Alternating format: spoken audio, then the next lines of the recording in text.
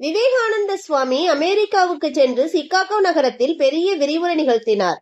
அங்கே கூடியிருந்த உலக பேரறிஞர்கள் நுட்பமான கருத்துக்கள் புதைந்த அவர் சொற்பொழிவை கேட்டு பரவசமாகி போனார்கள். அந்நாட்டைச் சேர்ந்த பலர் அவரிடம் அன்பு கொண்டு அணுகி பணிந்தார்கள். அவர்களுக்குள் ஒருவர் ஒரு நாள் விவேகானந்தரை பார்த்து கேட்டார், உங்கள் நாட்டில் உள்ள சமயத்தை பற்றி பேசினீர்கள். இறைவன் எல்லை கடந்தவன், மனவாக்கு செயலாலே உணர்வதற்கு அரியவன் என்று சொன்னீர்கள். அத்தனையும் மிகவும் பொருத்தமாக தோன்றுகின்றன. அங்கே கடவுளின் திருவுருவங்களுக்கு பூஜை முதலியன நடந்து வருகின்றன என்று சொன்னீர்கள். அதுதான் விளங்கவில்லை.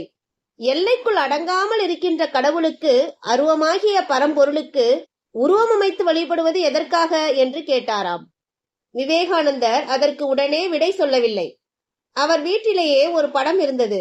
இது யார் என்று சுவாமிகள் கேட்டார். என் தந்தையார் என்று அவர் கூறினார்.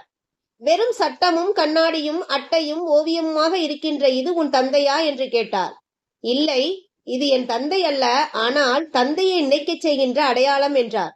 இதை போலத்தான் எங்கள் நாட்டு கோவில்களில் இருக்கின்ற விக்கிரகங்கள் இறைவனை நினைவூட்ட அடையாளமாக திகழ்கின்றன என சொன்னாராம்.